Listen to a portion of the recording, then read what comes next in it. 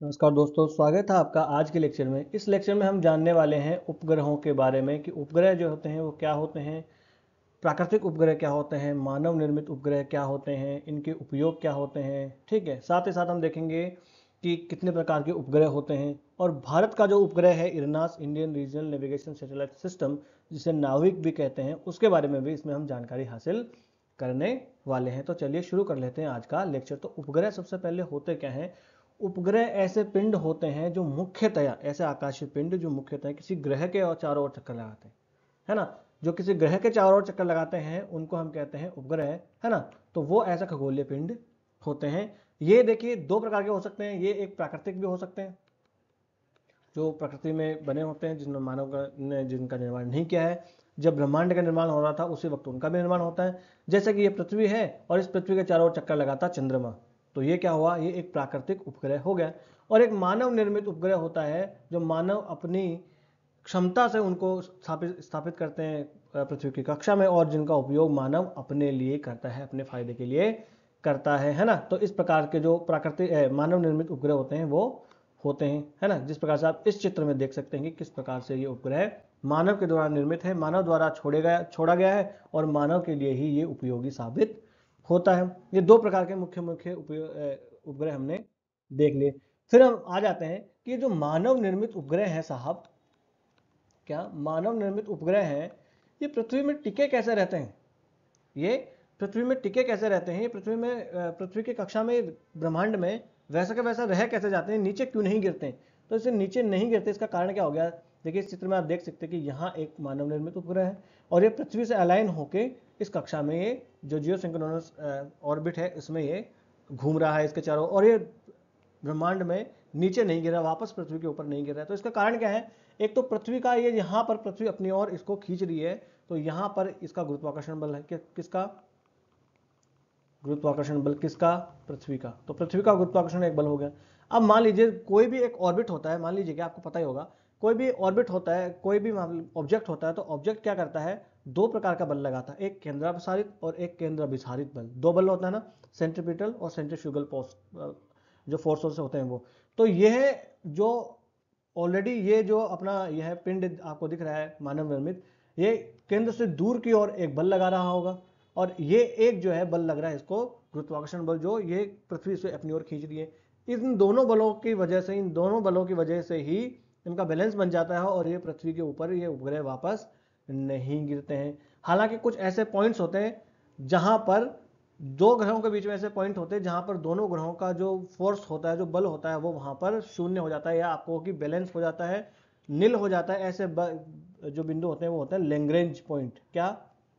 Lagrange बिंदु ऐसे होते हैं। अब तक 5 लैग्रेंज बिंदु जो है वो खोजे जा चुके हैं, जो आदित्य L1 सैटेलाइट अपनी भेजी गई है सूर्य के अध्ययन के लिए, वो इस लैग्रेंज पॉइंट पर ही जो है वो निर्धारित की गई है, वहीं पर वो स्थापित की गई है ताकि वो पृथ्वी पर नीचे वापस नहीं गिरेगी। लैग्रेंज पॉइंट के बारे में विस्तार से किसी और लेक्चर में हम जानकारी हासिल करेंगे। तो क्यों नहीं गिरते, ये कारण इसका हो गया। अब आ जाते हैं कि साहब ये उपग्रह तो हमने भेज दिए, जो मानव निर्मित मुख्य मुख्य देख लेते हैं हम। क्या? मानव निर्मित ये उपग्रह तो हमने भेज दिए, मगर इन उपग्रहों का काम क्या होता है? तो उपग्रहों का मुख्य मुख्य काम होता है, पहला होता है पृथ्वी अवलोकन, है ना। तो पृथ्वी अवलोकन में क्या हो गया? इसका उपयोग किया जाता है, पृथ्वी का, इन उपग्रहों का उपयोग पृथ्वी के वायुमंडल, महासागरों और भूमि की निगरानी के लिए किया जाता है कि कहाँ पर जो है वो जल है, कहाँ पर है वो स्थल है ना। इसके लिए इनका इस्तेमाल किया जाता है। कहाँ पर जो है वो जंगल है, कहाँ पर सड़क है, कहाँ पर मैदानी है क्षेत्र है, मरुस्थल है, सड़कें हैं, इन सब का इस्तेमाल यहाँ पर किया जाता है कि कहाँ से ग्रीन हाउस गैस ज़्यादा निकल रही है, इन सब का इस्तेमाल किया जाता है। और वो ग्रह होते हैं, वो उपग्रह होते हैं पृथ्वी अवलोकन उपग्रह, है ना। ये होते हैं पृथ्वी उपग्रह अवलोकन, और इसी की सहायता से आपदा चेतावनी वगैरह, मौसम पूर्वानुमान वगैरह इन्हीं उपग्रहों की सहायता से किया जाता है। जलवायु निगरानी भी की जाती है ना। ठीक है, फिर है संचार उपग्रह। तो संचार उपग्रह तो आपको पता ही होगा कि संचार का मतलब क्या होगा? कम्युनिकेशन। तो यहाँ पर संचार के लिए इस्तेमाल किया जाता है। आप जो इंटरनेट इस्तेमाल कर रहे हैं वो भी एक सैटेलाइट के माध्यम से ही आप इस्तेमाल कर रहे हैं, और वो है संचार उपग्रह है। कोई दूर संचार, टेलीफोन जैसी सुविधाएं हैं वो भी इससे ही होती है। जो प्रसारण, ब्रॉडकास्टिंग से रिलेटेड कोई आप सुविधा पाते हैं, जो सर्विस पाते हैं, वो भी इन्हीं सैटेलाइट की मदद से होती है। तो ऐसे सैटेलाइट जो प्रोवाइड करते हैं उन्हें कहते हैं संचार उपग्रह। एक होता है नेविगेशन। नेविगेशन का मतलब क्या हो गया, ये आपको रास्ता बताएगा, एक जगह से दूसरी जगह जाने में आपको ये महत्वपूर्ण भूमिका निभाते हैं, आपको जाने में वहां पर सुविधा प्रदान करते हैं, है ना, आपका रास्ता जो है वो सुविधाजनक बनाते हैं। तो ऐसे सैटेलाइट होते हैं उन्हें कहते हैं नेविगेशन सैटेलाइट। जैसे कि जीपीएस, आप जीपीएस के माध्यम से जाते हैं ना, तो वो जीपीएस है। वैसे एक इंडिया का भी है जिसे हम कहते हैं नाविक। इस नाविक के बारे में भी हम आगे इसी लेक्चर में जानकारी हासिल करेंगे। तो ये हो गया नेविगेशन। तो मुख्य मुख्य 3 काम हो गए, एक हो गया पृथ्वी अवलोकन इनका काम हो गया, एक हो गया संचार का काम, और एक हो गया नेविगेशन का काम। मुख्य मुख्य अगर आपको कोई उपग्रहों का काम पूछ ले तो ये काम। फिर इनके और क्या अनुप्रयोग हो सकते हैं, किसी विशेष स्थान पर पौधों में क्लोरोफिल की मात्रा कितनी है, ये अगर देखना हो तो भी हम उपग्रह का इस्तेमाल कर सकते हैं। किस उपग्रह का इस्तेमाल यहां पर किया जाएगा, तो जो पृथ्वी अवलोकन उपग्रह था उस उपग्रह का इस्तेमाल यहाँ पर किया जाएगा। इस चित्र में आप पूरा आप देख ही सकते हो, है ना, कि किस प्रकार से यह जल है कि नहीं है, ये बिल्डिंग कहाँ पर है, इन सब का पता लगता है, ये नेविगेशन जो है। दूसरा है चावल के खेतों से ग्रीन हाउस गैसों का उत्सर्जन हो रहा है कि नहीं हो रहा है, इसका पता लगाने के लिए हम पृथ्वी अवलोकन ग्रह का इस्तेमाल करते हैं। भूमि की सतह का तापमान हमें जानना हो कि भाई किस जगह का तापमान ज़्यादा है, हमें अर्बन हीट आइलैंड्स का पता लगा तो इन्हीं उपग्रह की सहायता से पता लगा ना कि हाँ इस जगह अगर देखें तो तापमान ज़्यादा है, यहाँ पर तापमान कम है। अगर कहीं पर हम देखें कि तूफान आने वाला है, चक्रवात आने वाला है, तो इन्हीं तापमान की वजह से हमें पता लगता है। तो ये सब अनुप्रयोग होते हैं उपग्रहों के। ठीक है, अब उपग्रहों के हम प्रकार देख लें मुख्य मुख्य। तो 3 प्रकार होते हैं जो मैंने ऑलरेडी आपको बता दिया। एक अर्थ ऑब्जर्वेशन सैटेलाइट होते हैं जिसे हम पृथ्वी अवलोकन उपग्रह कहते हैं, एक होता है नेविगेशन उपग्रह, एक होता है संचार उपग्रह। पृथ्वी अवलोकन वाला इस्तेमाल किया जाता है मौसम पूर्वानुमान के लिए, जलवायु परिवर्तन के लिए, आपदा चेतावनी के लिए, जैवमंडल जो रहता है उसका अवलोकन के लिए, महासागरों का, भूमि का और वायुमंडल का अवलोकन करने के लिए इनका इस्तेमाल किया जाता है। और इसके किस प्रकार के उपग्रह होते हैं, जैसे कि कार्टोसेट श्रेणी के जो उपग्रह हैं, ओशन सेट उपग्रह हैं, रिसोर्स सेट उपग्रह हैं, अर्थ ऑब्जर्वेशन सैटेलाइट 04, ये तो जो है अर्थ ऑब्जर्वेशन सैटेलाइट की श्रेणी ही शुरू कर दी गई है बाद में। एक Cartosat, ocean set, resource set का इस्तेमाल, इनका नाम बदल दिया गया और अर्थ ऑब्जर्वेशन सैटेलाइट ही नाम दे दिया गया है इन सैटेलाइट्स को। फिर होता है नेविगेशन सैटेलाइट जो कि भूस्थानिक सेवाएं, नेविगेशन और पोजिशनिंग जैसी सेवाएं प्रदान करते हैं, जैसे कि जीपीएस हो गया, ग्लोसनास हो गया, गैलीलियो हो गया, बाइडू हो गया, नाविक हो गया, ये सब उपग्रह। ये किस किस देश के हैं अभी आगे देखेंगे। फिर एक है संचार उपग्रह, तीसरा प्रकार का। तो संचार उपग्रह मतलब दूर संचार से रिलेटेड प्रसारण और इंटरनेट सेवाएं प्रदान करने वाले उपग्रह होते हैं, वो होते हैं संचार उपग्रह। जैसे कि इनसेट हो गया, स्टारलिंक हो गया, वन वेब हो गया, जीसैट 31, जीसैट श्रेणी के जो है वो संचार उपग्रह ही हैं सारे के सारे। ठीक है, चलिए आगे चल लेते हैं। अब हम देखते हैं कि नेविगेशन सैटेलाइट, कौन सा सैटेलाइट, नेविगेशन उपग्रह जो है ना, वो दुनिया में 6 नेविगेशन उपग्रह इस वक्त मौजूद है मुख्य मुख्य तौर पर। माफ करना, वो थोड़ा बैकग्राउंड में साउंड है, ये चुनाव चल रहे हैं दिल्ली में, इस वजह से। ठीक है, तो हम देख रहे थे नेविगेशन उपग्रह, है ना। तो नेविगेशन उपग्रह जो है अब तक 6 ऐसे देश और या देशों के समूह हैं जिनके पास अपने अपने नेविगेशन उपग्रह हैं। जैसे कि हम देखें अमेरिका के पास, यूएसए के पास, तो यूएसए के पास अपना है नवस्टार जिसे हम जीपीएस के नाम से भी मुख्य तौर पर जानते हैं। ये ग्लोसनास है, ये रशिया का है। ठीक है, ये गैलीलियो जो है ये है यूरोपियन यूनियन का, ईयू जो है उसका है गैलीलियो। ये बेइडू जो है ये किसका है, चीन का है। और इंडिया भी एक ऐसा देश है जिसके पास अपना संचार नेविगेशन उपग्रह है जिसका नाम है इरनास, या जिसे हम कहते हैं नाविक, Indian regional navigation satellite system. एक QZSS ये है जापान का, है ना। तो अब तक 2, 2, 4 और 6 जो है वो नेविगेशन उपग्रह हैं, और भारत का भी एक अपना नेविगेशन उपग्रह है इरनास। अब आप कहोगे सर इरनास के बारे में तो बता दो ये क्या है ना। तो IRNSS Indian regional navigation satellite system, जिसे दूसरे रूप में हम क्या कहते हैं, नाविक भी कहते हैं। तो नाविक क्यों कहते हैं, क्योंकि इसके फुल फॉर्म क्या है पूरी, नेविगेशन विद इंडियन कॉन्स्टलेशन, इसलिए इसका पूरा नाम हो गया नाविक, है ना। पूरा नाम नाविक क्या हो गया, शॉर्ट नेम नाविक इसका हो गया। तो ये नाविक के बारे में हम पूरी जानकारी हासिल कर लेते हैं। तो नाविक है वो भारत का अपना एक नेविगेशन सैटेलाइट है ना। भारत की अपनी एक क्षेत्रीय उपग्रह प्रणाली, नेविगेशन प्रणाली है। ये न केवल भारत में बल्कि भारत के आसपास के देखें तो 1500 किलोमीटर के क्षेत्रों में भी सटीक रूप से जानकारी उपलब्ध करवा सकता है, नेविगेशन की सुविधा उपलब्ध करा सकता है। देखिए ये पूरा का पूरा भारत का अपना क्षेत्र है, और इस भारत के लगभग ये जो आगे इससे 1500 किलोमीटर और कितना, 1500 किलोमीटर, ये दूरी याद रखनी है।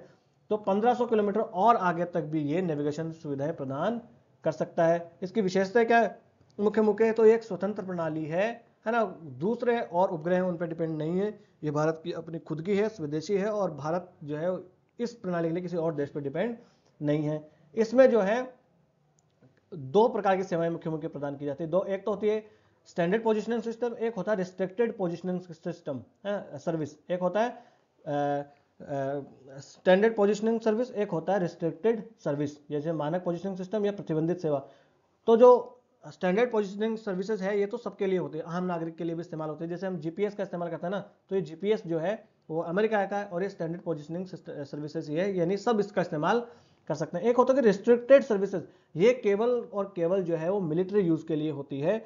ये आप कहो तो जो सेना है हमारा, सैन्य उपयोग के लिए होती है, जैसे भारत सरकार और सेना के लिए इसका इस्तेमाल किया जाता है, खुफिया उपयोग के लिए इसका इस्तेमाल किया जाता है, इसलिए ये प्रतिबंधित सेवाएं हैं। ठीक है, तो दो प्रकार की सेवाएं प्रदान करता है अपना नाविक। ठीक, फिर है इसमें उपग्रह कितने, तो इसमें टोटल अब तक 7 उपग्रह हैं, है ना। ये 7 उपग्रह जो है वो 3 तो है जियो स्टेशनरी ऑर्बिट में, और 3 जो है वो जियो स्टेशनरी, और 4 जो है वो जियो सिंक्रोनस ऑर्बिट में है। तो ये भी आपको याद रखना है कि कौन से ग्रह कौन सी ऑर्बिट में है। ठीक है, यहां से क्वेश्चन में आप यहां पर देख सकते हो चित्र में 7 उपग्रह आपको दिख रहे होंगे। ये 3 उपग्रह आपको दिख रहे होंगे इसमें जो कि है जियो स्टेशनरी ऑर्बिट, और ये 4 आपको दिख रहे होंगे जो कि है जियो सिंक्रोनस ऑर्बिट। ये जियो सिंक्रोनस ऑर्बिट क्या होती है, जियो स्टेशनरी ऑर्बिट क्या होती है, ये मैंने ऑलरेडी आपको बता दिया है एक लेक्चर में, आप देख लीजिएगा। ठीक है, अब देखिए आपको लग रहा होगा कि सर ऐसे पढ़ा रहे हैं, ऐसा कोई क्वेश्चन बनता नहीं होगा। यहां से क्वेश्चन ऑलरेडी यूपीएससी में बना है, कब, 2018 में। प्री का क्वेश्चन मैं आपके लिए इसीलिए लेकर आया हूं ताकि आप अंदाजा लगा सके कि यहां से क्वेश्चन भी बनते हैं। पहला, भारतीय क्षेत्रीय नौवहन उपग्रह प्रणाली यानी Indian regional navigation satellite system के बारे में निम्नलिखित कथनों पर विचार कीजिए। पहला है, इरनास के भूस्थिर कक्षा में 3 उपग्रह और भू समकालिक कक्षाओं में 4 उपग्रह हैं, यानी जियो स्टेशनरी में 3 है और जियो सिंक्रोनस में 4 है। ठीक है, दूसरा स्टेटमेंट है, इरनास पूरे भारत को कवर करता है और लगभग 5500 वर्ग किलोमीटर इसकी सीमाओं से परे। ठीक है, तीसरा है, 2019 के मध्य तक भारत के पास पूर्ण वैश्विक कवरेज के साथ अपना स्वयं का उपग्रह नेविगेशन सिस्टम होगा। अब देखो, केवल एक सही है, केवल दो सही है, केवल एक दो सही है, केवल दो तीन सही है, और डी उपरोक्त में से कोई भी सही नहीं है। 1 मिनट वीडियो पॉज करके आप इसका आंसर सोचिए, फिर मैं तो आंसर आपको बताऊंगा ही बताऊंगा। अगर लेक्चर आपने ध्यान से सुना है तो आप इसका आंसर आराम से दे दोगे। ठीक है, अब आ जाते हैं, देखते हैं। इरनास के भूस्थिर उपग्रह में कक्षा में 3 उपग्रह हैं और भू समकालिक में 4 हैं। तो स्टेशनरी 3 ऐसे याद रखना है। स्टेशनरी जियो स्टेशनरी में 3 उपग्रह हैं और जियो सिंक्रोनस में जो है 4 उपग्रह हैं, आपको याद रखना है। टोटल कितने हैं, 7 उपग्रह हैं। तो ये स्टेटमेंट सही है। ठीक है, दूसरा है, इरनास पूरे भारत को तो कवर करता ही है, साथ ही साथ भारत के बाहर भी, भारत की सीमाओं से बाहर भी 5500 वर्ग किलोमीटर का करता है। तो क्या ऐसा करता है, नहीं। अभी हमने कितना देखा था, 1500 किलोमीटर देखा था भाई, पीछे जाके एक बार लेक्चर देखना। 1500 किलोमीटर, इसका मतलब ये जो स्टेटमेंट 2 है वो गलत है, तो ये गलत और ये गलत अपने आप हो जाता है। पहले ऐसे एलिमिनेशन वाला मेथड लगता था, अब यूपीएससी में ये नहीं लगता। तीसरा है, 2019 के मध्य तक भारत के पास पूर्ण वैश्विक कवरेज के साथ स्वयं का उपग्रह नेविगेशन सिस्टम होगा। तो क्या भारत का ऐसा उद्देश्य था? अब तक मैंने जो लेक्चर पढ़ाया इसमें क्या मैंने ऐसा एक बार भी मेंशन किया? तो नहीं, ऐसा कुछ नहीं था। भारत पूरे विश्व के लिए नहीं है, ये तो क्षेत्रीय प्रणाली है, Indian regional navigation satellite system है ना। तो ये सिर्फ 1500 किलोमीटर तक का ही कवरेज देगा भारत की सीमाओं के परे, आगे नहीं। इसका मतलब तीसरा भी गलत है। आंसर क्या आ जाएगा, केवल एक इसका सही है, तो आंसर ए इसका सही है।